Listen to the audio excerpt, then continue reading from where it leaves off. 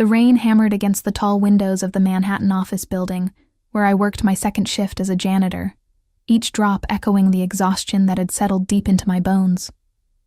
At 23, my life had become a carefully choreographed dance of survival. Morning shifts as a secretary at a law firm downtown, evening classes at community college twice a week, and nights cleaning corporate offices until my hands cracked from chemical cleaners and my feet screamed for mercy. I told myself it was temporary, that once I finished my business degree, everything would change. That the cramped studio apartment in Queens, with its perpetual smell of mildew, and the neighbor who played bass at 3 a.m, would become a distant memory. But 6 months ago, everything had already changed in ways I could never have anticipated, in ways that terrified me so completely that I had spent every single day since then running from a truth I could no longer hide. It started with a phone call from my supervisor at the catering company, where I occasionally picked up extra work on weekends. They needed someone last minute for a private event at the Celestial, the kind of hotel where doormen wore white gloves, and a single night in the presidential suite cost more than I made in 3 months. I almost said no. I was exhausted, my feet still aching from a double shift the day before. But the pay was triple my usual rate, and my landlord had just raised the rent again. So I put on the required black dress and white apron, pulled my dark blonde hair into a tight bun, and showed up at the service entrance with 20 other servers who looked just as tired and desperate as I felt. The ballroom was breathtaking in a way that felt almost obscene.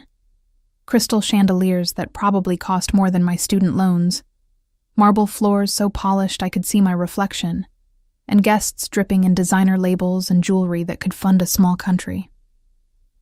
I moved through the crowd with trays of champagne and hors d'oeuvres, invisible in the way service workers always are to the wealthy, until I felt it, that unmistakable sensation of being watched. I turned, and that's when I saw him for the first time. He stood near the floor-to-ceiling windows overlooking the city, impossibly tall and commanding in a perfectly tailored charcoal suit that probably cost more than my car. His dark hair was styled in that effortlessly perfect, slicked-back way that European men seem to master. And even from across the room I could see the sharp angles of his jaw, the intensity of his gaze, the way everyone around him seemed to lean slightly away, as if acknowledging an invisible radius of power. Adrian Caruso. I didn't know his name then, but I would learn it soon enough, along with everything else that made him both fascinating and absolutely terrifying. He didn't look away when I caught him staring, didn't pretend polite disinterest the way most people do. Instead, he raised his glass slightly in acknowledgement, the corner of his mouth lifting in something that wasn't quite a smile, but held more meaning than any words could convey.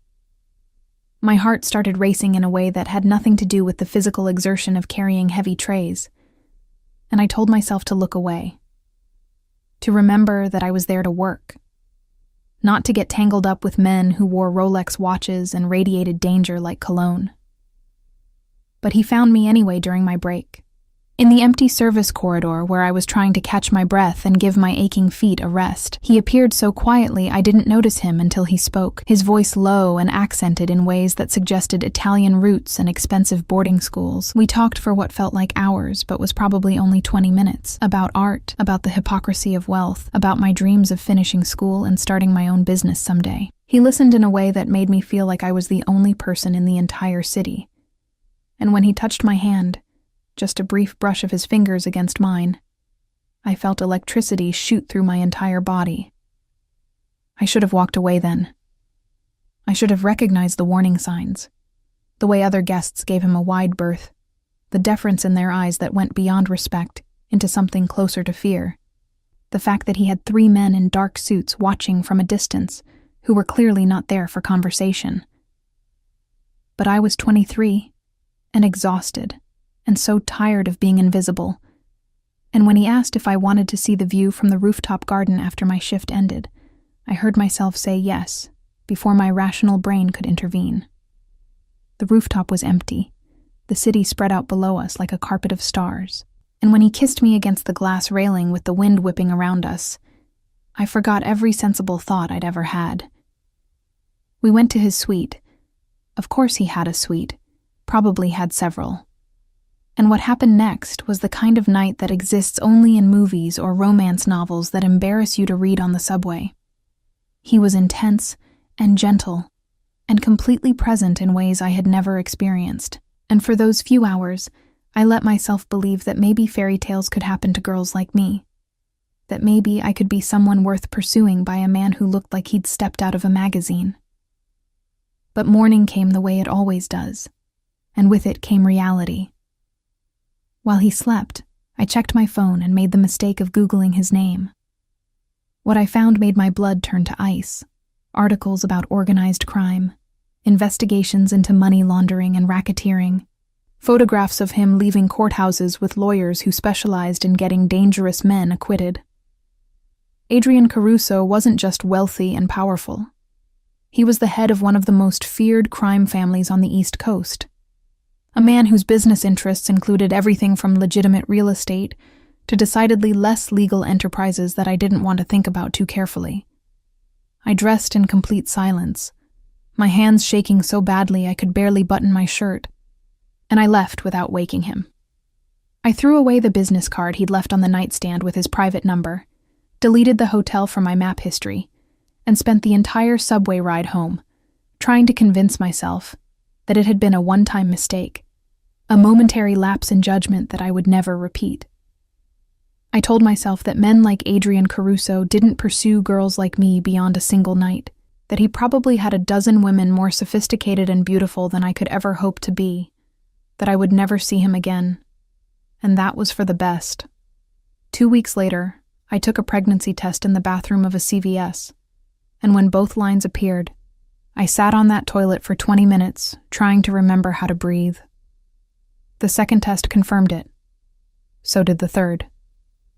I made an appointment with a clinic in Brooklyn under a fake name, paid in cash, and listened to the doctor confirm what I already knew. I was approximately 6 weeks pregnant, healthy, and facing a decision that would define the rest of my life. I thought about terminating the pregnancy. I'm not ashamed to admit that. I thought about it seriously, made appointments I didn't keep, researched options until my eyes burned. But every time I got close to making that choice, something stopped me.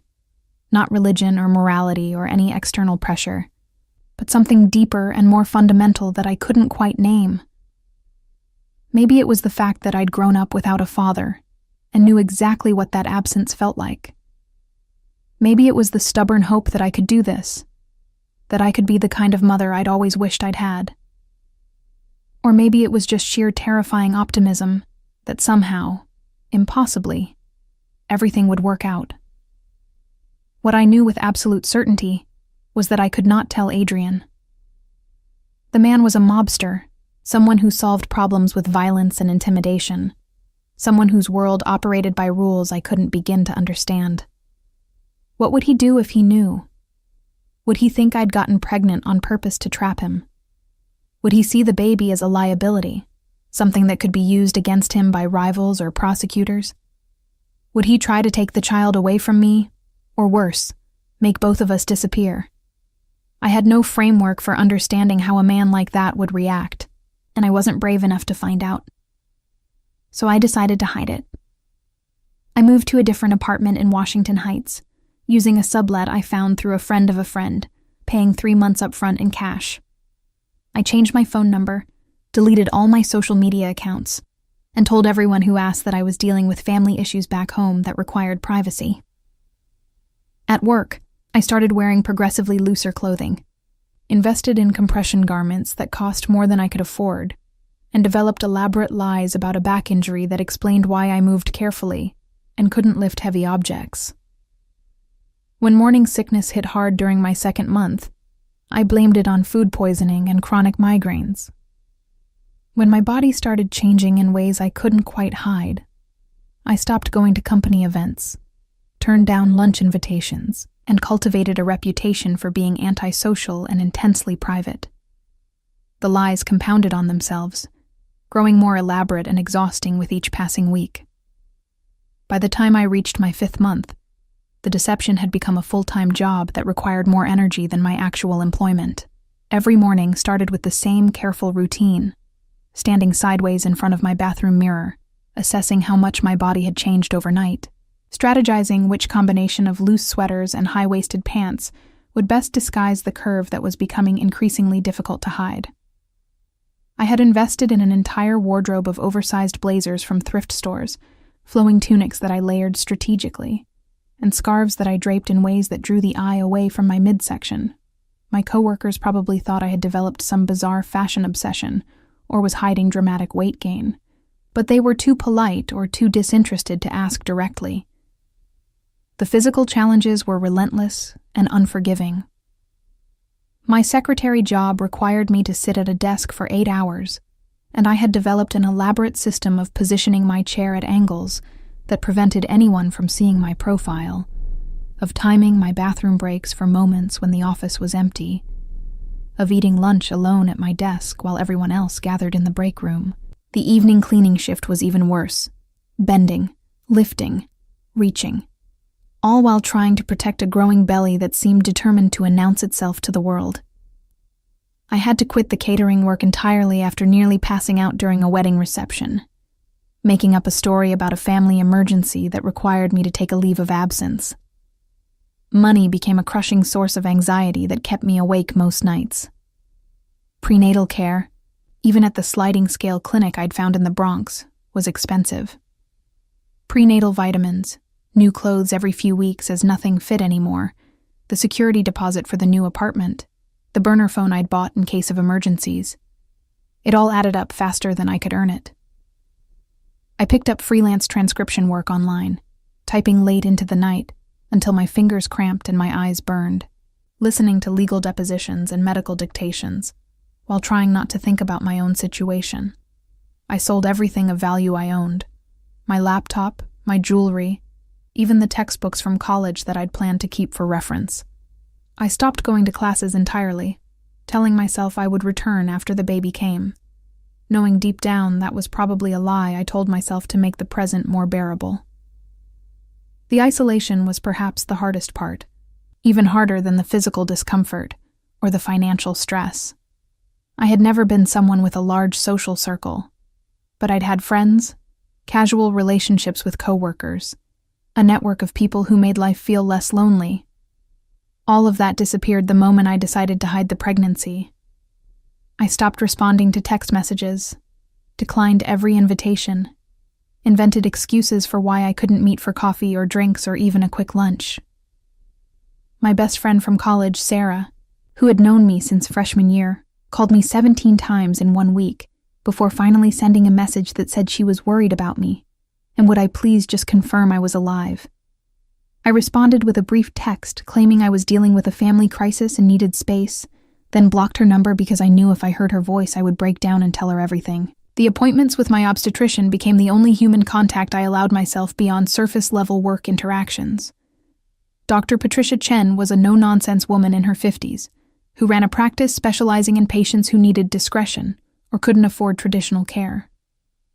She asked questions at my first visit, about the father, about my support system, about my plans for after the birth, and when I gave evasive answers or obvious lies, she simply made notes in my chart and moved on to discussing prenatal nutrition and the importance of staying hydrated. Every month I would show up for my appointment, listen to the heartbeat that still made me cry no matter how many times I heard it, look at the ultrasound images that I kept hidden in a locked box under my bed, and receive the same advice about rest and proper nutrition that I couldn't always follow. The baby became real to me gradually, then all at once. For the first few months, it had been an abstract concept, something happening to my body that I was managing like a complicated medical condition. But then, I felt the first flutter of movement during my 4th month, so faint I thought I'd imagined it, followed a week later by an unmistakable kick that made me gasp out loud during a meeting at work. After that, the baby was a constant presence, a little person who seemed to have opinions about what I ate and when I slept, and definitely about my posture.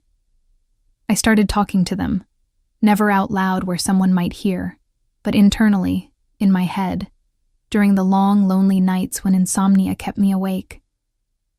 I told them about my day, about the things I wished I could give them, about the father they would never know, and whether that made me selfish or protective or just desperately afraid. I thought about Adrian constantly, even though I tried not to.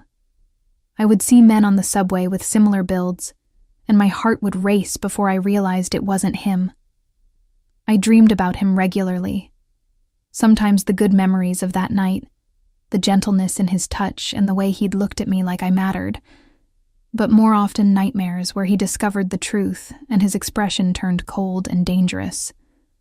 I Googled him obsessively in those early months, reading every article I could find about his business dealings, his legal troubles, his family history.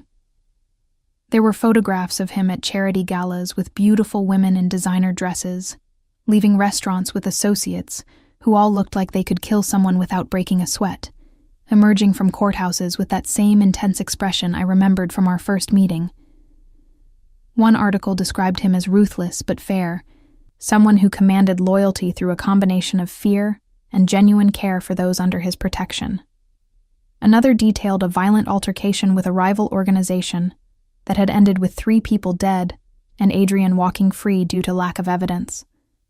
The contrast between these versions of him and the man who had listened to me talk about my dreams for hours, who had touched me with such careful attention, created a cognitive dissonance I couldn't resolve. Which one was real? Could both be true? And what did it say about me that I still thought about him with something more complicated than pure fear? As my pregnancy progressed, the paranoia intensified. I became convinced that someone was following me, that I would turn a corner and find one of his men waiting to escort me to some confrontation I wasn't prepared for. I varied my routes home, checked over my shoulder constantly, avoided places I'd mentioned during our brief conversation in case he remembered and came looking.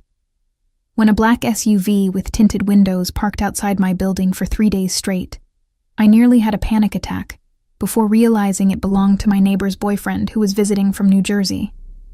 Every unexpected knock on my door, every unfamiliar voice in the hallway, sent my heart racing and my mind spinning through terrible scenarios. The lying took a psychological toll I hadn't anticipated.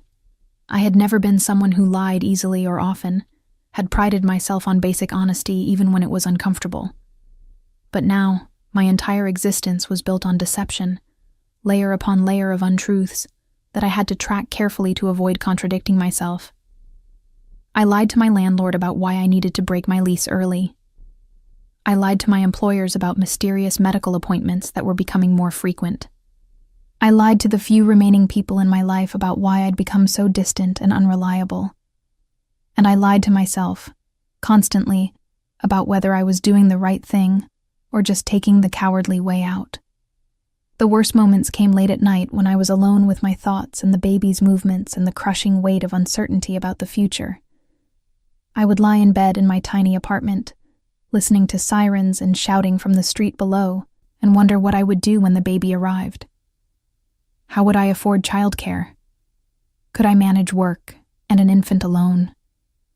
What would I tell my child about their father when they were old enough to ask? Would I keep lying, creating an elaborate fiction about a man who didn't exist? Or would I tell some version of the truth that would leave them with more questions than answers? I had researched every possible option: adoption, foster care, government assistance programs, nonprofit organizations that helped single mothers. I had filled out applications for subsidized housing and childcare vouchers and emergency financial aid. I had even looked into whether I could legally give the baby up without naming the father, though the thought made me feel sick with guilt and shame. But none of these options felt right, felt like the answer I was looking for, and so I just kept moving forward day by day, telling myself that somehow I would figure it out when the time came. My body was changing in ways that amazed and terrified me. The baby was active now, especially at night when I was trying to sleep, with what felt like full gymnastics routines that made my entire belly shift and ripple. I had gained weight, despite my careful eating, my face rounder than it had ever been, my ankles swollen by the end of every shift. My back ached constantly, my hips felt like they might split apart when I walked, and I had developed this waddle that I tried desperately to disguise as a normal gait. The physical discomfort was relentless, but it also felt deserved somehow, like penance for the choices I'd made. The breaking point came on a Tuesday in late October, 5 months and 2 weeks into my pregnancy, on an evening that had started out no different from any other. I had finished my secretary shift at the law firm, grabbed a sad sandwich from a bodega for dinner, and headed to my cleaning job at the corporate building in Midtown, where I'd worked for almost a year. The building housed various companies, financial firms, consulting agencies, a few tech startups, and I was responsible for the 12th through 15th floors, which meant 4 hours of emptying trash, vacuuming carpets, and cleaning bathrooms that executives barely acknowledged using. That particular evening, I felt off from the moment I arrived. The baby had been active all day, pressing against my ribs in ways that made it hard to breathe deeply, and I'd developed a headache during my commute that seemed to intensify with every passing hour. I pushed through anyway because I couldn't afford to miss a shift, not when I was already behind on saving money for when I wouldn't be able to work at all. I started on the 15th floor as usual, working my way through the offices systematically, trying not to think about how my back ached or how badly I needed to sit down. Around 8:30, my phone rang with a call from my landlord. I almost didn't answer, knowing it couldn't be good news, but some masochistic impulse made me pick up. His voice was apologetic but firm. The building had been sold, the new owners were planning renovations, and everyone had to be out by the end of the month. He understood this was difficult. He really did. But his hands were tied, and while he could return my security deposit within a week, I would need to find somewhere else to live immediately. The conversation lasted maybe 5 minutes, but by the time I hung up, my hands were shaking so badly I could barely hold the phone. For a moment, I just stood there in the empty hallway, staring at the industrial carpet and trying to process what this meant. I had enough money saved for another month of rent, maybe 2 if I stretched it, but finding a new apartment in New York City that I could afford on my income, especially one that would rent to a visibly pregnant single woman with no verifiable references or stable family situation, felt impossible. I thought about the baby, about what would happen if I ended up homeless, about whether this was the universe's way of telling me I'd made a terrible mistake in thinking I could do this alone. The panic hit me like a physical force, making my chest tight and my vision blur at the edges. I stumbled toward the nearest bathroom, barely making it inside before my legs gave out, and I sank to the floor against the wall. And then, for the first time since I'd found out I was pregnant, I completely fell apart. The tears came in huge, gasping sobs that I couldn't control. The kind of crying that makes your whole body shake and your throat raw. I wrapped my arms around my belly, feeling the baby moving inside me, and cried for everything I'd lost and everything I was afraid of losing still. I don't know how long I sat there on that cold tile floor, hunched over my pregnant belly in an empty bathroom in a building where I was supposed to be working. It could have been 5 minutes or 30.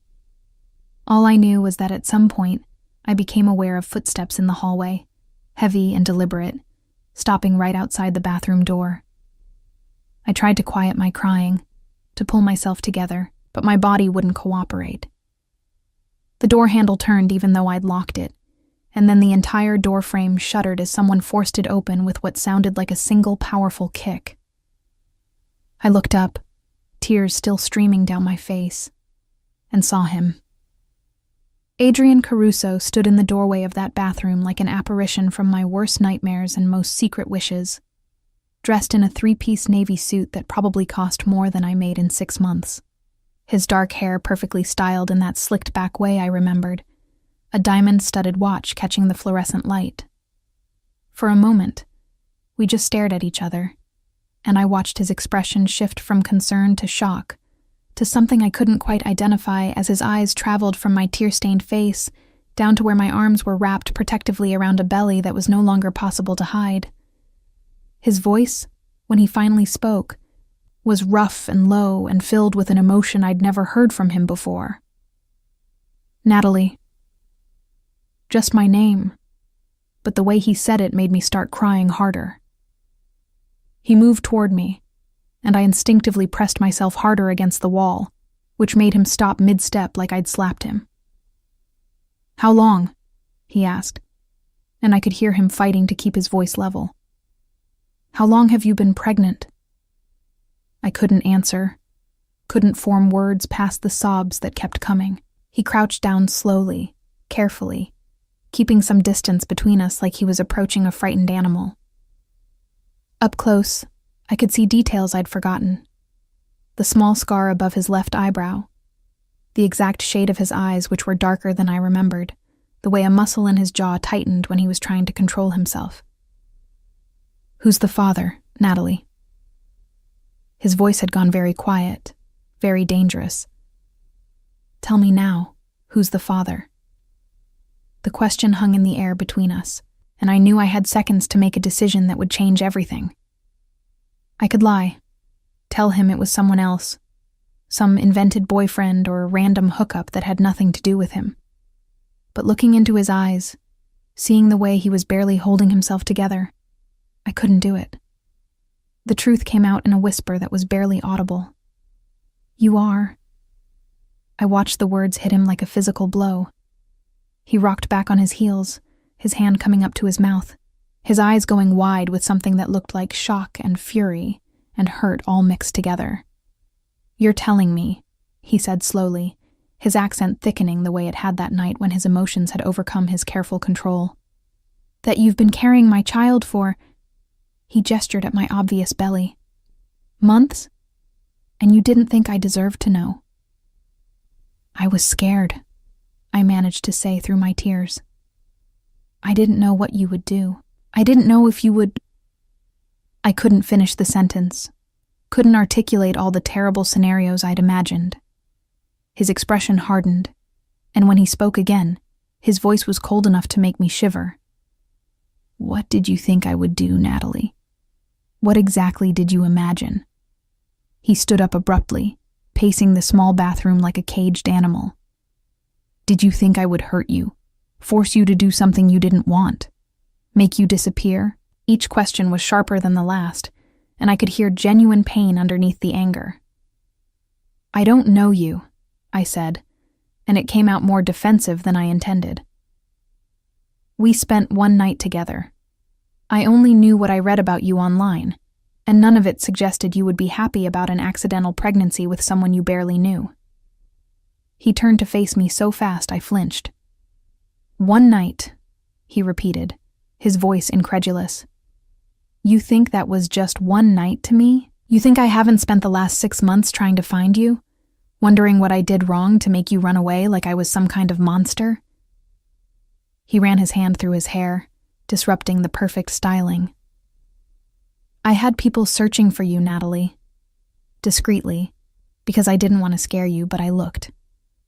Do you have any idea how much it costs to disappear from someone with my resources? How carefully you must have hidden." I stared at him, processing this information that contradicted everything I'd assumed.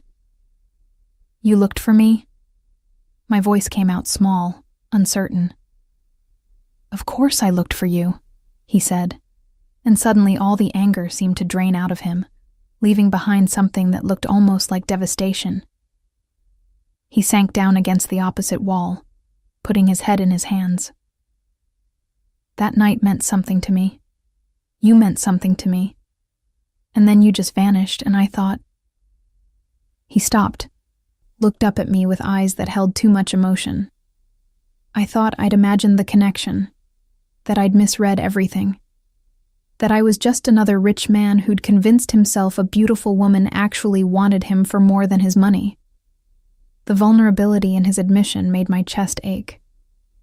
"It wasn't like that," I said quietly. "That night it was real. All of it was real.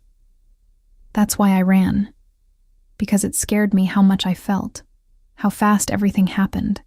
And then I found out who you really were, and I panicked." He was quiet for a long moment, studying my face like he was trying to read my thoughts.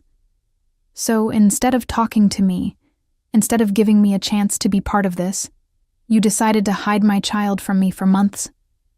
To struggle alone, to cry on bathroom floors, to... His gaze swept over my cheap, oversized clothes, my tired face, and I could see him piecing together just how difficult things had been. How have you been managing? Financially? With medical care? I've been managing, I said, lifting my chin with what little pride I had left. I have 2 jobs. I found a clinic. You've been barely surviving. He cut me off, his voice hard. Don't lie to me, Natalie. Not now. Not about this.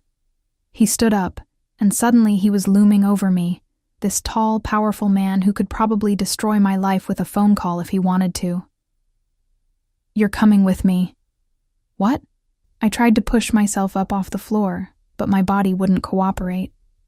No, I can't just... This isn't a negotiation. He reached down, and before I could protest, he'd scooped me up in his arms like I weighed nothing, pregnancy belly and all. You're exhausted, you're upset, and you're carrying my child. We're going somewhere safe where we can talk properly, where you're not sitting on a bathroom floor in a building where you shouldn't be working in your condition in the first place. Put me down, I said, but there was no force behind it. The truth was, I was so tired, so overwhelmed, and being held by someone who actually seemed to care about my well-being, even if he was also furious with me, felt better than I wanted to admit. Adrian carried me out of that bathroom and through the empty office building like I was something precious and breakable, his arms steady and strong around me, despite my protests that I could walk.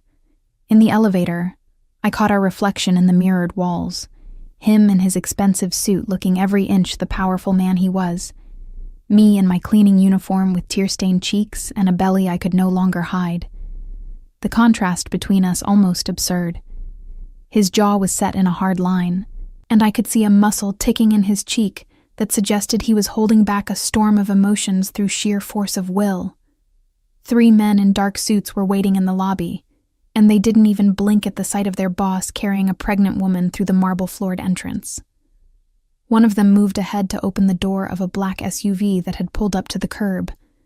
Another spoke quietly into his phone in what sounded like Italian, and the third scanned the street with the practiced alertness of someone expecting trouble. Adrian settled me into the back seat with surprising gentleness before sliding in beside me, and within seconds we were moving through the Manhattan traffic with the kind of smooth efficiency that suggested the driver had done this countless times before. I stared out the window, watching the city lights blur past, trying to process what was happening. This was the scenario I'd been afraid of for months. Being found, being confronted, being pulled into Adrian's world whether I wanted to be or not. Except it wasn't playing out the way I'd imagined. He wasn't threatening me or trying to take control through intimidation. He was just sitting there beside me, occasionally glancing at my belly with an expression I couldn't quite read, looking almost as overwhelmed as I felt. We drove to a building in Tribeca that screamed expensive even from the outside. One of those converted warehouses with floor-to-ceiling windows, and a doorman who nodded at Adrian with the kind of deference that suggested he owned the place, which he probably did. The penthouse apartment he took me to was exactly what I would have expected if I'd thought about it. Modern, spacious, decorated with art that probably cost more than most people's houses, with views of the city that would have been breathtaking if I'd been in any state to appreciate them. He guided me to a leather couch that was so soft I nearly disappeared into it, then disappeared into what I assumed was the kitchen. I heard cabinets opening, the sound of running water, and then he returned with a glass and handed it to me. "Drink," he said, not quite in order but close. "You're dehydrated from crying." I took the water because he was right and because I didn't have the energy to argue. He sat down across from me in an armchair, leaning forward with his elbows on his knees, and for a long moment we just looked at each other. Up close, I could see that he looked tired too, with shadows under his eyes that suggested he'd been sleeping as poorly as I had. The expensive clothes and perfect grooming couldn't quite hide the tension in his shoulders, or the exhaustion in his expression. "Start from the beginning," he said finally. "Tell me everything." So I did. I told him about taking the pregnancy test, about the panic and fear and impossible decisions, about moving apartments and changing my number and quitting school. I told him about the clinic appointments I went to alone, about the ultrasound images I kept hidden in a box, about talking to the baby late at night when I couldn't sleep. I told him about selling my possessions to pay for prenatal vitamins, about the lies I'd told everyone I knew, about the crushing loneliness of going through pregnancy without a single person to share it with. And I told him about the phone call tonight, about losing my apartment and feeling like everything was falling apart at once. He listened without interrupting, his expression becoming progressively darker as I spoke. When I finally finished, he was quiet for a long time, his hands clasped together so tightly his knuckles were white.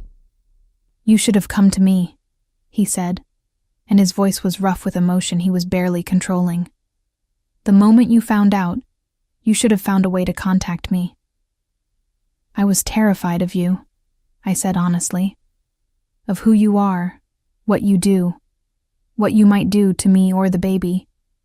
Every article I read made you sound dangerous and unpredictable, and I didn't know if I was just some random hookup you'd already forgotten or if—" "You were never random," he interrupted, his eyes intense on mine.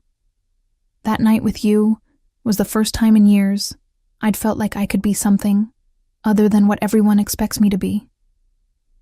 You talked to me like I was just a man, not a name or a reputation or something to be afraid of. Do you have any idea how rare that is in my world?" I shook my head, not trusting myself to speak. The raw honesty in his voice was breaking down walls I'd built up over months of self-protection. He stood up abruptly, began pacing the expensive hardwood floors. "I understand why you were scared. I'm not blind to what people say about me, and most of it is true. I've done things that would horrify you, made choices that haunt me, built my life in a world where violence is currency and loyalty is bought with fear." He stopped, turned to face me. "But I would never, never hurt you or a child, especially not my child." "How was I supposed to know that?" I asked, and I could hear the desperation in my own voice. "You're essentially a stranger who happens to be the father of my baby. I didn't know what you would do, and I couldn't take the risk." His expression shifted, became something almost vulnerable. "My father," he said quietly, "was a violent man who used his fists on my mother regularly and his children occasionally. I watched her make excuses for black eyes and broken ribs, watched her fade into someone I didn't recognize. When she finally got sick, cancer that might have been treatable if she'd had the money and access to proper care, he barely visited the hospital. She died when I was 15, and I swore on her grave that I would never become him, that if I ever had a family I would protect them with everything I had." I felt tears starting again, but for different reasons this time. "I'm sorry," I whispered. "I didn't know." "Of course you didn't know," he said, and some of the hardness left his voice. "We had one night, Natalie. One perfect night that I've replayed 1,000 times, trying to figure out what I did to make you run. But we're past that now. The question is what we do moving forward." He sat back down, and this time he looked at me with an intensity that made my breath catch. "I want to be involved. Not just financially, though obviously I'm going to take care of that immediately. I want to be part of this pregnancy, part of our child's life. I want—" He stopped, seeming to struggle with the words. "I want us to try. Not because you're pregnant, though that's certainly a factor, but because I haven't been able to stop thinking about you since that night. Because when I heard you crying and recognized your voice, my first thought wasn't about the pregnancy or the deception. It was that I'd finally found you, and I wasn't going to let you disappear again. My heart was pounding so hard I was sure he could hear it. "Adrian, I don't know if I can be part of your world. The things you do, the danger. I'll change," he said immediately. "Not who I am fundamentally, but the parts that put you at risk. I've been thinking about stepping back from certain operations anyway, delegating more to people I trust. And I have resources you can't imagine.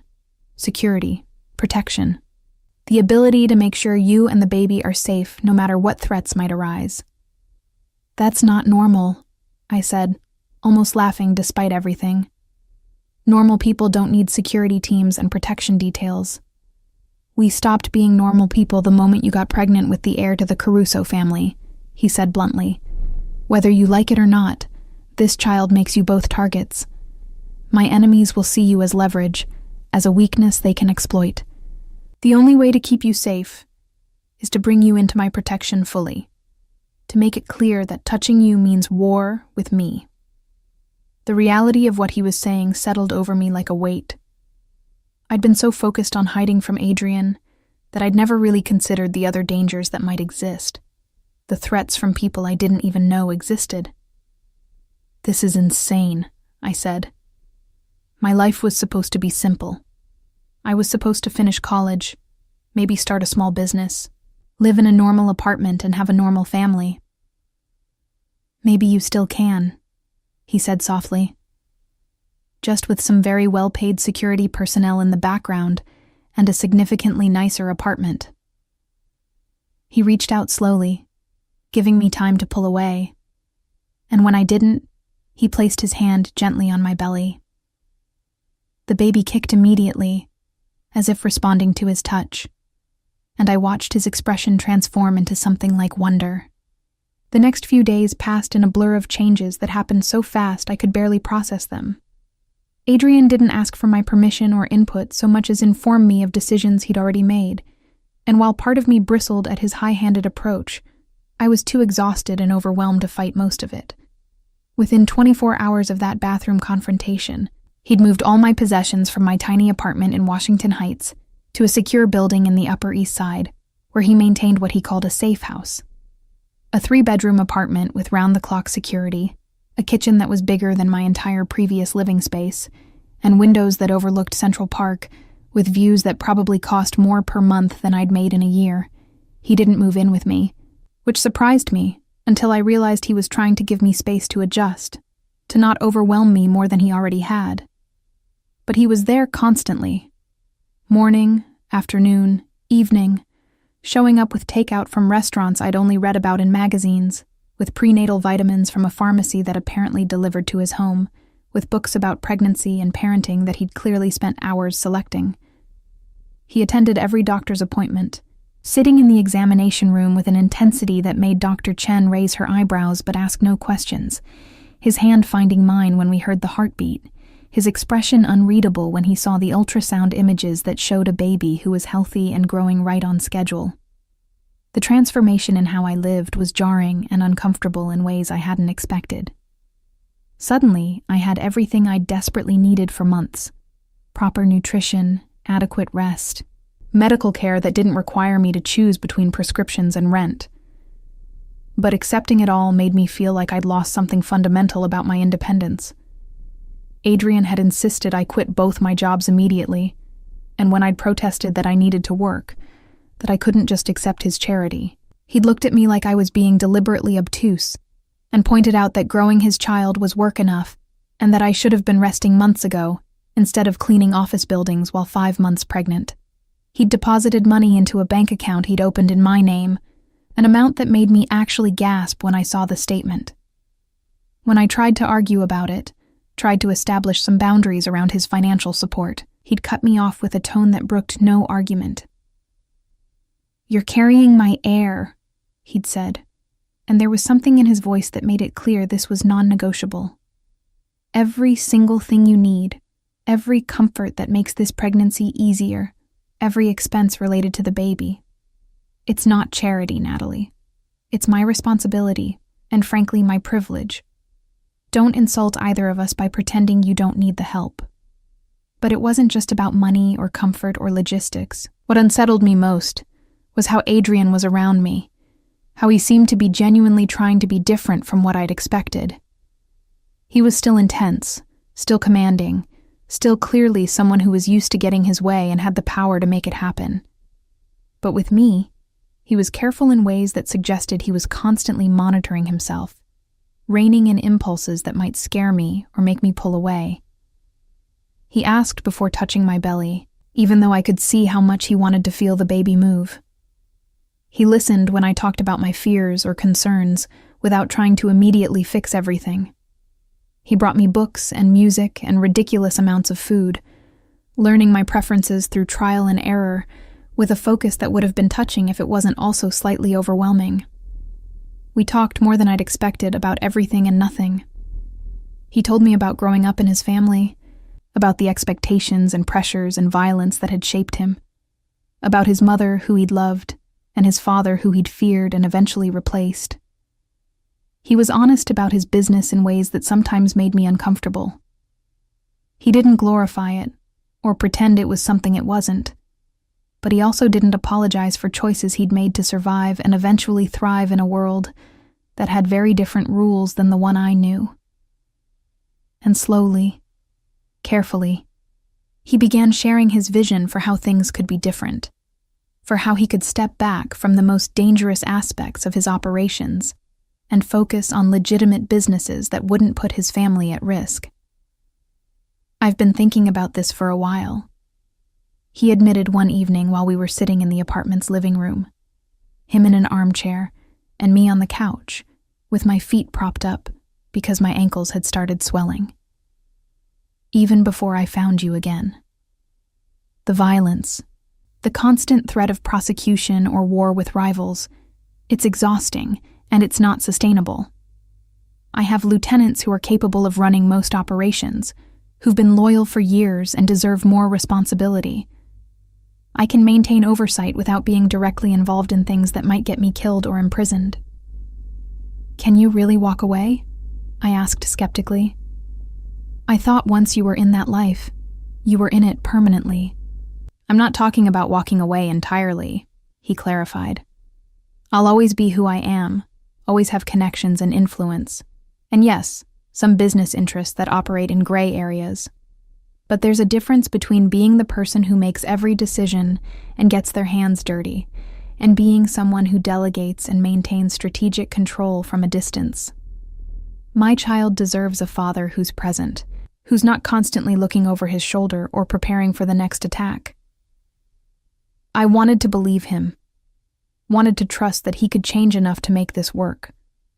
But I'd read enough about organized crime to know that leaving wasn't simple, that enemies didn't just forget about you because you decided to be less involved. What about the people who see the baby as leverage? I asked, voicing the fear that had been growing since he'd first mentioned it. You said your enemies would target us. How does you stepping back change that? His expression hardened. It doesn't, not entirely. Which is why you'll have security with you whenever you leave this apartment. Why the baby will have protection from the moment they're born. Why I'm restructuring my entire operation to eliminate the rivals who pose the biggest threats. He leaned forward, his eyes intense. I know this isn't the life you wanted, Natalie. I know it's not normal or simple or anything like what you imagined when you thought about having a family. But I can keep you safe. Both of you. That's not arrogance. It's a promise I'm prepared to back up with every resource I have. The certainty in his voice should have been reassuring, but instead, it just highlighted how far my life had diverged from anything I'd planned. I thought about the girl I'd been 6 months ago, the one who'd been focused on finishing college and building a modest, stable life. That version of me felt like a stranger now. Someone naive who'd had no idea how quickly everything could change. I'm scared, I admitted quietly. Of this world, of what it means for our child, of whether I'm strong enough to survive in it. You're already surviving in it, he said. You've been surviving it for months, alone, with no support and minimal resources. You're stronger than you think, Natalie. You just need to stop trying to do everything by yourself and let someone help carry the weight. Over the following weeks, I started to let myself believe that maybe, possibly, this could work. Adrian was relentless in his attention, showing up every day with the kind of consistency that slowly wore down my defenses. He learned what foods made my morning sickness worse and brought alternatives.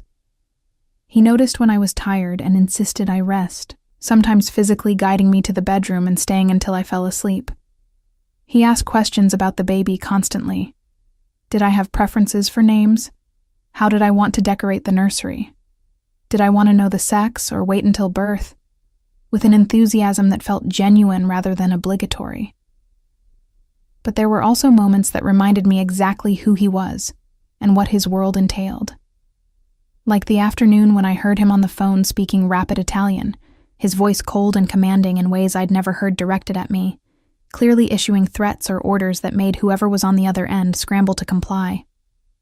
Or the night when he showed up with bruised knuckles and a cut above his eye that he dismissed as just business, refusing to elaborate despite my questions. Or the constant presence of security personnel who appeared whenever I left the apartment, silent men and women who watched everything with the kind of alertness that suggested they were expecting trouble. The pregnancy itself was progressing normally according to Dr. Chen, though my blood pressure had been running slightly high at the last few appointments, something she attributed to stress, and told me to monitor carefully. The baby was active and healthy, measuring right on track, and I'd finally agreed to find out the sex at the next ultrasound after Adrian had asked about 15 times with barely concealed excitement. He was convinced it was a boy, talked about teaching him things and protecting him and giving him the childhood that Adrian himself had never had. And the tenderness in those moments made my chest ache with complicated emotions I wasn't ready to name. We hadn't discussed the specifics of our relationship, hadn't defined what we were to each other beyond two people having a baby together. He hadn't tried to kiss me or touch me in any way that went beyond the careful, almost reverent way he put his hands on my belly to feel the baby move. I didn't know if it was because he was giving me space to adjust or if he simply didn't see me that way anymore, and I was too afraid to ask because I wasn't sure what answer I wanted to hear. Everything changed on a cold November evening, when I was 6 months pregnant and starting to feel like maybe we had figured out a fragile equilibrium that could actually work. Adrian had left earlier that afternoon for what he'd described as an important meeting with some associates, promising to be back for dinner and asking what I wanted him to bring. I'd been reading in the living room, occasionally talking to the baby about everything and nothing, when I heard shouting from the hallway outside the apartment, followed by sounds that could only be gunfire. My entire body went cold with terror. I grabbed my phone with shaking hands and tried to call Adrian, but it went straight to voicemail. The security guard who was supposed to be stationed outside my door burst in, a woman named Maria who'd been nothing but professional in the weeks I'd known her. "We need to move you now," she said, her voice urgent but controlled. "There's been a breach in the building. Protocol is to get you to the safe room immediately." I barely remember the next few minutes, Maria half carrying me through the apartment to what I'd thought was a closet, but turned out to be a reinforced panic room with its own ventilation system and communication equipment, her barking orders into her radio while sealing the heavy door behind us.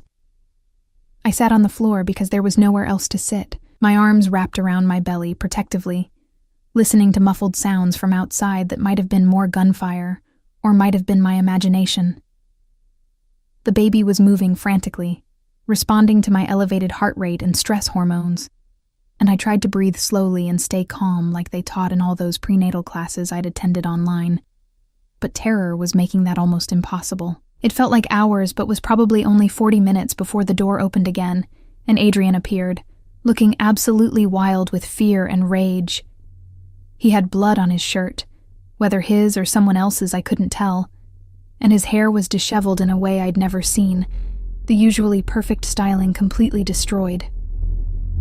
He was across the room in 2 strides, pulling me up from the floor and into his arms so tightly I could barely breathe, his hands shaking as they moved over me like he was checking for injuries.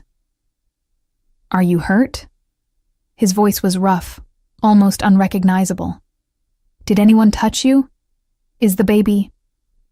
"We're fine," I managed to say, though I was shaking so hard I could barely get the words out. "What happened? What was that?" His expression turned absolutely murderous. "Rivals," he said shortly. "The Moretti family, trying to send a message by going after you. They didn't get close. Maria and the team did their job, but they tried, and that's enough." He was still holding me, and I could feel the tension vibrating through his entire body. "I'm ending this, tonight. They wanted a war, and they're going to get one, but not the kind they expected." "Adrian, no," I started to say, but he cut me off with a look that was pure predator, nothing gentle or careful about it. "This is not up for discussion," he said, and there was steel in his voice. "They went after my child, my family. There are lines you don't cross in our world, and they crossed the most fundamental one. I gave them chances to back down, to acknowledge boundaries, and they refused. So now I respond the only way people like them understand." I could see there was no arguing with him, not in this state, and honestly I wasn't sure I wanted to argue. They'd tried to get to me, to the baby, and some primal part of me that I didn't entirely recognize wanted them to pay for that. "What are you going to do?" I asked quietly. "What I should have done months ago," he said. "Eliminate the threat completely. Remove the people who run the Moretti operations. Dismantle their infrastructure. Make it clear to every other family in the region that you are absolutely untouchable." He pulled back slightly, cupping my face in his hands. "I need you to trust me. Can you do that?" I nodded, even though I wasn't entirely sure what I was agreeing to. He kissed my forehead gently, such a contrast to the violence I could feel coiling in him. And then he was giving Maria detailed instructions about security protocols and backup plans and things I only half understood. He told me he'd be back as soon as possible, that I should stay in the apartment with enhanced security, that everything would be different after tonight. And then he was gone, and I was left alone with my fear and my racing thoughts and a baby who wouldn't stop kicking. Maria tried to get me to eat something, to rest, but I couldn't do either. I paced the apartment for hours, imagining worst-case scenarios, wondering what eliminate the threat actually meant in practice, terrified that Adrian wouldn't come back or that he would come back changed in ways I couldn't handle. The baby's movements became more agitated as the night wore on, responding to my stress in ways that made me feel guilty and helpless. It was almost dawn when Adrian finally returned, looking exhausted and grim but uninjured. He found me in the nursery we'd been slowly putting together, sitting in the rocking chair and staring at the empty crib. He didn't say anything at first, just pulled me up and held me, and I could feel how tightly wound he still was despite the weariness in his body. "Is it over?" I asked against his chest. "It's over," he confirmed. "The Moretti leadership is gone, their operations dismantled, their territory redistributed. The other families have been informed that you and the baby are under my absolute protection, and anyone who threatens that will face the same consequences. You're safe now, Natalie. I promise you're safe." I wanted to ask for details, wanted to know exactly what he'd done and who had died, and whether I should be horrified or grateful, or both. But looking at his face, seeing the weight of whatever had happened in the shadows of the last few hours, I couldn't make myself ask. Instead, I just nodded and let him lead me to bed, where he held me while I finally fell asleep from pure exhaustion. The next few weeks were strange and tense. Adrian was different after that night, harder in some ways, but also more determined to prove that he could be the father and partner he'd promised to be. He accelerated his plans to step back from direct operations, promoted people he trusted to handle the day-to-day business, and spent more time with me than I'd ever expected. He was there for every appointment, every milestone, every moment of discomfort or fear. He read pregnancy books with an intensity that would have been amusing if it wasn't also touching, asked Dr. Chen so many questions that she started bringing extra time to our appointments, and generally threw himself into preparing for fatherhood with the same focus he'd probably once applied to building his empire. We still hadn't defined what we were to each other, but something had shifted after the attack. We were closer now, united by the very real danger we'd faced, and the baby that connected us more surely than any words could. He still didn't push for physical intimacy beyond holding me when I needed comfort, or putting his hands on my belly to feel the baby move. But there was a tenderness in how he looked at me that made my heart race in ways that had nothing to do with fear. I went into labor 3 weeks early, on a snowy January afternoon, when Adrian was in a meeting with his lawyers about transferring various business assets. My water broke dramatically while I was trying to organize the nursery, and suddenly everything became chaos. Maria calling for backup. Adrian appearing within minutes, looking absolutely terrified despite his attempts to stay calm. The drive to the hospital that felt both too fast and not fast enough. And then hours of labor that were simultaneously the most painful and most profound experience of my life, with Adrian holding my hand through every contraction, whispering encouragement in English and Italian, looking at me like I was performing some kind of miracle. The attack came during the final stage of labor, when I was too far gone to really process what was happening. I heard shouting, saw Adrian pull a gun from somewhere, watched him position himself between me and the door, with an expression that promised death to anyone who came through it. Maria and the rest of the security team locked down the delivery room, while hospital security dealt with what turned out to be a last desperate attempt by remaining Moretti associates to harm us. It was over in minutes. The threat neutralized before it could get anywhere near us, but it cemented something fundamental. Our child was being born into violence whether I liked it or not, and the only way to protect them was to accept Adrian's world fully. And then, after hours of pain and fear and effort, our son was born. Adrian cut the umbilical cord with hands that shook slightly, and when the doctor placed our baby in his arms, I watched this dangerous, powerful man who'd killed people just weeks ago break down completely. He cried holding our son, whispered promises in Italian that I couldn't understand but felt in my bones, and looked at me with such raw emotion that I started crying too. "I'm going to protect you," he said, and I knew he meant both of us. Both of you. Whatever it takes, however I need to change, I'll do it. You're my family now, Natalie. The only thing that matters. I reached up to touch his face, this man who terrified me and comforted me in equal measure, and said the words that had been building for weeks. I love you. I don't know when it happened, or if it's smart, or if I'm making a terrible mistake. But I love you. His expression transformed into something that looked like wonder and relief and determination all mixed together. I fell in love with you that first night, he admitted, and I've been falling harder ever since. I know my world is violent and dangerous and not what you wanted, but I swear I'll spend the rest of my life making sure you never regret giving me this chance. He kissed me then, finally, with our son between us and the sound of security teams outside the door and the knowledge that nothing about our life would be normal or easy. But looking at our baby, at this tiny perfect person we'd created, I realized that maybe normal was overrated anyway. Maybe what we had was better, harder and scarier, and requiring more courage than I'd known I possessed, but real in ways that transcended any fairy tale I'd once imagined. In the days that followed, Adrian made good on his promises. He stepped back from his most dangerous operations, restructured his entire organization to prioritize our family's safety, and began the long process of transitioning toward legitimate businesses that wouldn't put our son at risk. It wasn't a complete transformation. He was still who he was, still had connections and power that operated in shadows. But it was genuine change, the kind that came from loving something more than he loved power.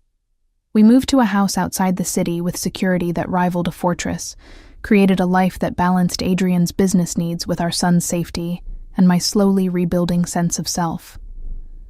I started taking online classes again, working toward finishing my degree on my own timeline, with Adrian's full support and encouragement.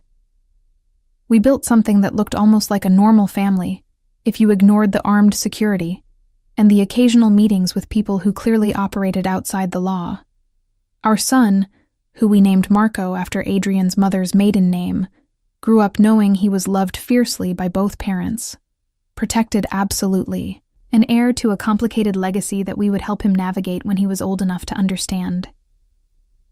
And I learned that love doesn't always look like you expect it to, that sometimes the person you're most afraid of becomes the person you can't imagine living without, and that family, real family, is worth every risk, every fear, and every moment of courage it takes to choose it over safety.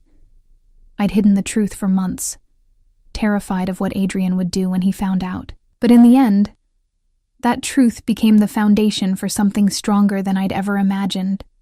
A love built not on perfection or ease, but on choosing each other every single day despite the dangers, the differences, and the impossible complications of the world we inhabited together. The first few months of Marco's life were a study in contradictions that I never could have anticipated. Moments of pure domestic bliss interwoven with stark reminders that our family existed in a world most people only saw in movies. I would be sitting in our nursery at 3 a.m, feeding our son while watching the sunrise over the heavily secured property, feeling like the most normal new mother in the world. And then I'd notice the armed guard doing rounds outside the window, and remember that normal had never really been an option for us. Adrian had meant what he said about protection, about restructuring his entire life around keeping us safe, and the evidence of that commitment was everywhere I looked. The house he'd chosen for us was technically in Westchester, far enough from the city to feel almost suburban, but close enough that he could still attend necessary meetings when required. It was beautiful in an understated way. Not the ostentatious mansion I might have expected, but a renovated colonial with good bones, tall windows that let in natural light, and enough property that the security measures could be implemented without making it feel like we lived in a compound. He'd consulted me on every decision about the interior, learning my preferences and tastes with the same intensity he applied to everything else, and the result was a home that actually felt like mine, rather than just another space he controlled. But the security was undeniable, and sometimes suffocating. There were cameras covering every angle of the property, motion sensors in the woods that surrounded us, a panic room even more sophisticated than the one in the apartment, and a rotating team of guards who operated in shifts around the clock. Maria had become our head of security, and while I'd grown to trust her completely, there were moments when I resented needing her at all, when I wanted to take my baby for a walk without coordinating with armed professionals about routes and timing and potential threats. Adrian was navigating his own complicated transition, and I could see the strain it put on him even as he tried to hide it from me. He'd been true to his word about stepping back from direct involvement in the most violent aspects of his business, delegating authority to lieutenants he'd been grooming for years, focusing his attention on legitimate enterprises that couldn't be traced back to organized crime. But pulling away from that world wasn't as simple as just making a decision. There were expectations he had to manage, alliances he had to maintain carefully so they didn't feel betrayed or weakened, and a constant need to prove that his reduced involvement didn't mean he was weak or vulnerable to challenge. I watched him take phone calls at odd hours, his voice dropping into that cold, commanding tone that still made me shiver sometimes, issuing orders or making decisions about things he carefully never discussed with me in detail. He would disappear for meetings that lasted hours, coming home with tension written across his shoulders and exhaustion in his eyes, and I learned not to ask too many questions about where he'd been or what he'd done. It wasn't that he was deliberately hiding things from me.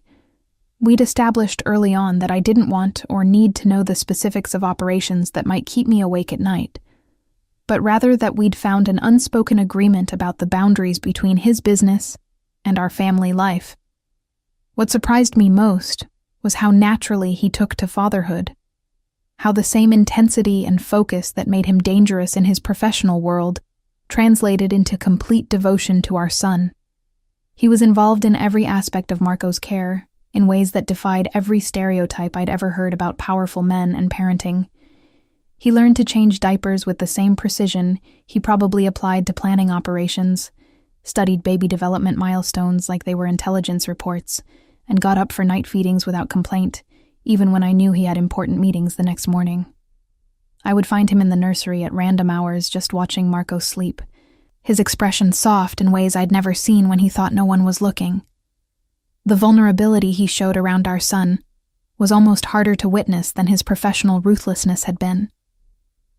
He was terrified of doing something wrong, of somehow damaging this perfect little person we'd created. And that fear made him second-guess himself in ways that were completely foreign to a man who normally made decisions with absolute certainty. He asked me constantly if he was holding Marco correctly, if he was feeding him right, if the baby seemed happy or uncomfortable, or in need of something Adrian didn't know how to provide. And when Marco would curl his tiny hand around Adrian's finger or fall asleep on his father's chest, I would watch this feared mobster absolutely melt with an emotion so pure it made my heart ache. We were learning to be partners, not just co-parents, but actual partners in building a life together, and it was harder than I'd expected.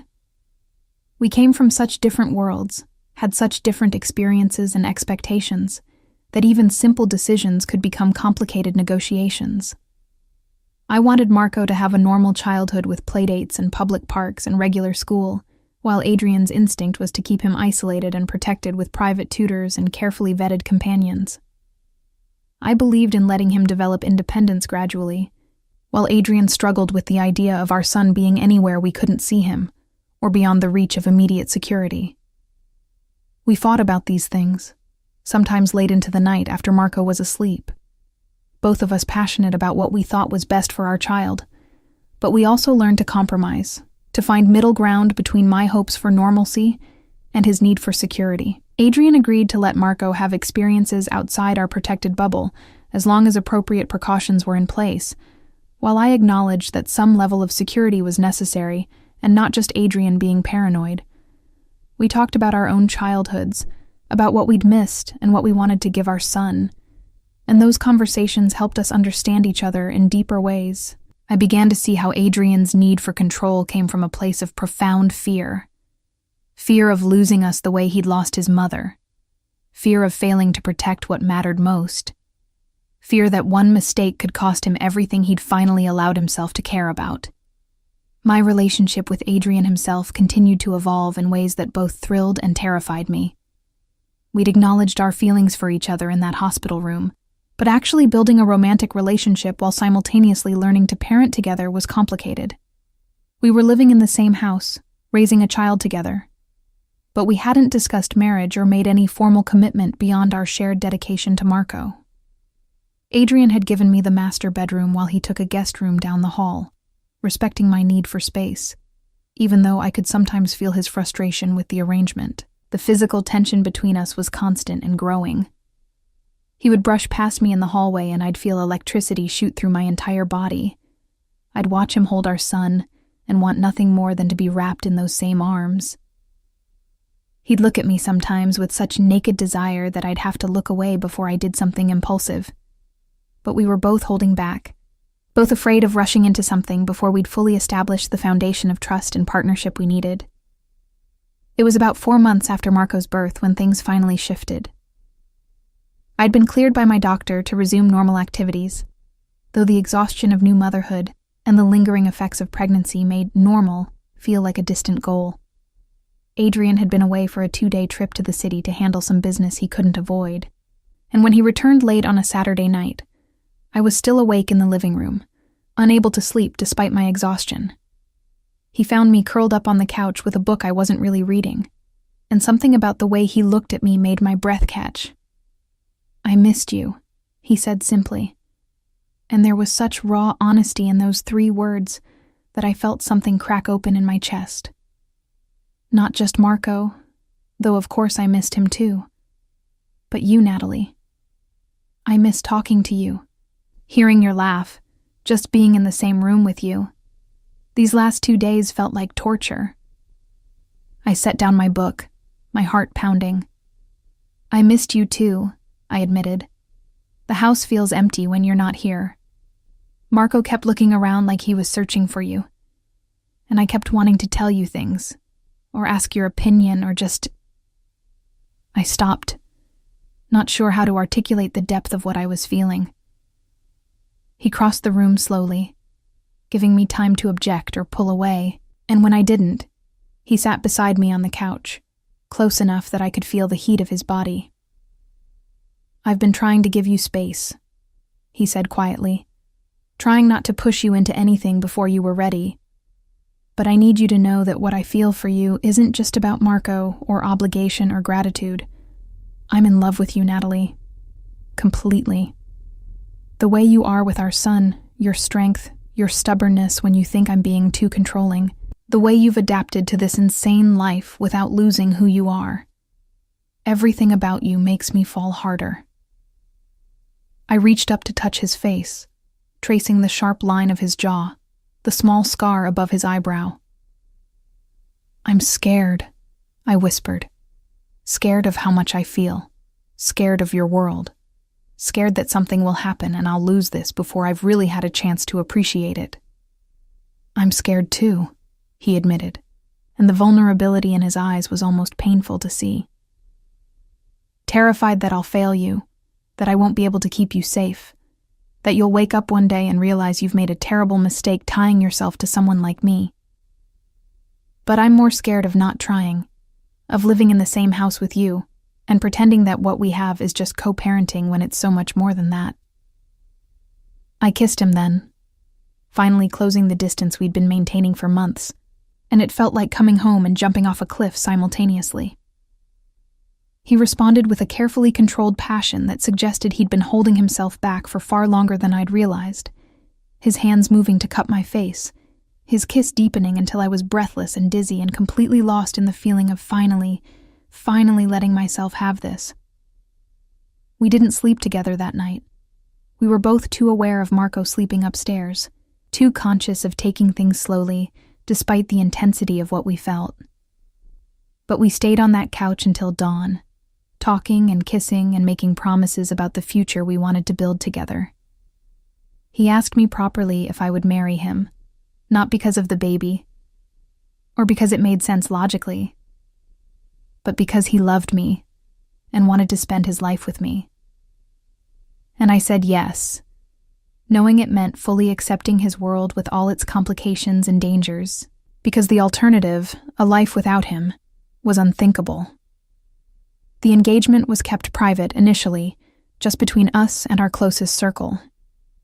Adrian gave me a ring that was beautiful, but not ostentatious, a single perfect diamond that caught the light in ways that made me think of that first night when everything had started. We planned a small wedding for the summer, just family and trusted friends, in the garden of our home where security could be managed, and we could celebrate without worrying about public attention or potential threats. But planning a wedding while parenting an infant and managing the complexities of Adrian's business transition was predictably chaotic. There were moments when I wondered if we should just elope, skip all the stress and complication, and just get married at City Hall with Maria and one of Adrian's most trusted associates as witnesses. But Adrian wanted to give me something special, wanted our son to be there when we made our commitment official, and his determination to make it perfect was both touching and occasionally overwhelming. The threats never completely disappeared, though they evolved as Adrian's enemies realized that direct attacks would be met with overwhelming retaliation. Instead of violence, they tried other approaches. Attempts to get information about our security procedures, efforts to find vulnerabilities in Adrian's new business structure, subtle campaigns to damage his reputation with families he was trying to maintain alliances with. Adrian handled each threat with the same cold efficiency he'd always shown, but I could see the toll it took on him. The way he worried constantly about whether he was doing enough to protect us. There were still nights when I woke up in a panic, convinced I'd heard something suspicious, only to find Adrian already awake and alert, his weapon within reach even though we had security throughout the property. There were still moments when I resented the restrictions on our lives, when I wanted to just take Marco to a playground without coordinating with armed guards or planning escape routes. And there were still times when I looked at my life and couldn't quite believe this was real, that I'd gone from hiding a pregnancy in fear to building a family with one of the most dangerous men on the East Coast. But there were also moments of pure joy that made all the complications worthwhile. Watching Adrian teach Marco to make silly faces, the two of them giggling together with identical expressions of delight. Finding love notes hidden around the house that Adrian left for me to discover, small reminders that he was thinking about me even during his busiest days. The quiet evenings when we would sit together after putting Marco to bed, just talking about everything and nothing, building the foundation of intimacy that went beyond physical attraction or shared responsibility. I finished my degree that spring, taking online courses during Marco's naps, and studying late into the night with Adrian's encouragement and support. Walking across the stage to receive my diploma, at a heavily secured ceremony that probably gave the university security nightmares, with Adrian and Marco in the audience, was one of the proudest moments of my life. It represented something fundamental about not losing myself completely in the chaos of the last year, about maintaining goals and dreams that were mine independent of being Marco's mother or Adrian's partner. Adrian made good on his promise to transition toward legitimate business, though I learned that legitimate in his world often meant technically legal, but still operating in moral gray areas. He invested heavily in real estate development, in technology startups that needed capital and connections, in hospitality ventures that benefited from his understanding of how to manage complex operations.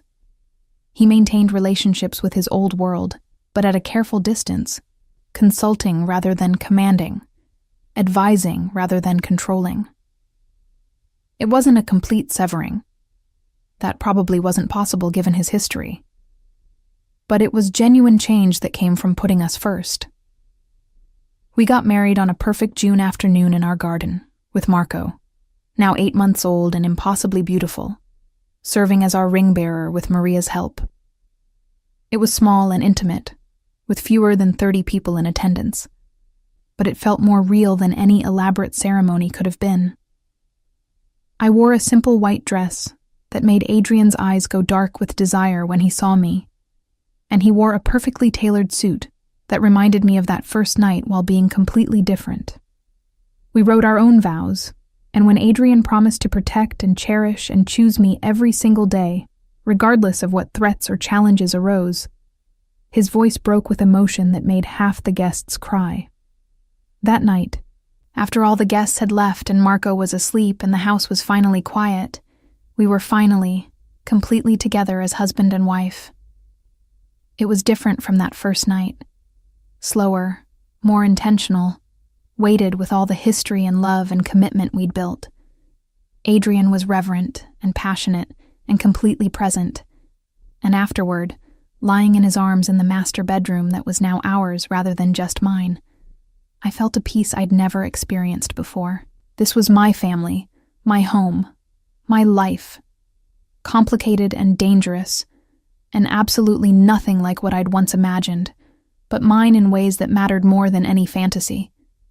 The truth was that I'd spent months hiding from Adrian, terrified of what he might do if he discovered the pregnancy.